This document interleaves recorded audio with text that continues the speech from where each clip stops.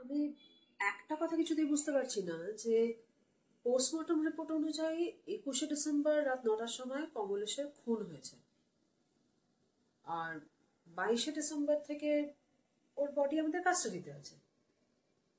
কিন্তু গায়ত্রী বলছে যে 23শে ডিসেম্বর সকাল 11টার সময় নাকি কমলেশ গায়ত্রীর সাথে হোটেলে দেখা করেছিল।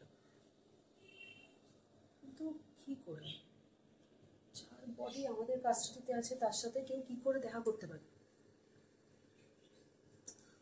আর তাই স্বাভাবিকভাবেই মনে হচ্ছে যে গায়ত্রী মিথ্যে কথা বলছে।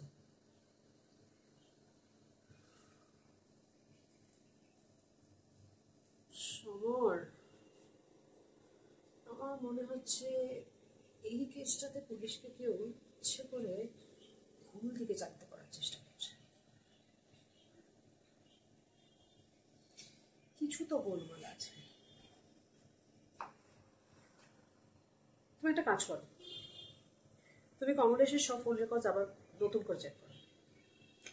দেখো যে 23শে ডিসেম্বর সকাল 11টার সময় ওর ফোন লোকেশন কি দেখাচ্ছে।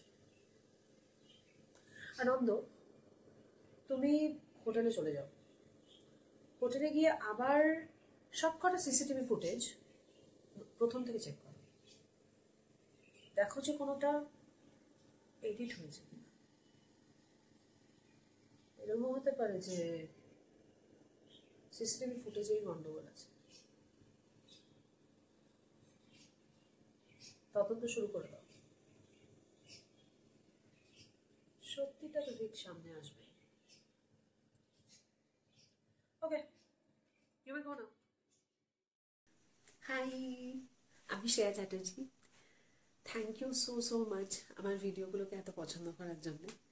আর আমি প্রত্যেকটা কমেন্ট পড়ি, তো আমার খুব ভালো লাগে, আমি খুব উৎসাহ পাচ্ছি আরও নতুন নতুন ভিডিও করার জন্য। So please continue to like and comment and অবশ্যই শেয়ার করতে ভুলো না। আর প্লিজ প্লিজ প্লিজ সাবস্ক্রাইব করো ভিডিওগুলো ভালো লাগলে। আর সাবস্ক্রাইব করে নোটিফিকেশন বাটনটা অন করে রেখো, যাতে নতুন কোনো ভিডিও এলেই সঙ্গে সঙ্গে তোমরা দেখে নিতে পারো। আমার বাকি কাজগুলো যেগুলো আছে সেগুলো ইনস্টা আর ফেসবুকে আছে, যেটার আইডিগুলো এখানে স্ক্রিনেও দেওয়া আছে, প্লাস আমার ডেসক্রিপশন বক্সেও দেওয়া থাকবে। সো সেখানে গিয়েও দেখতে পারো।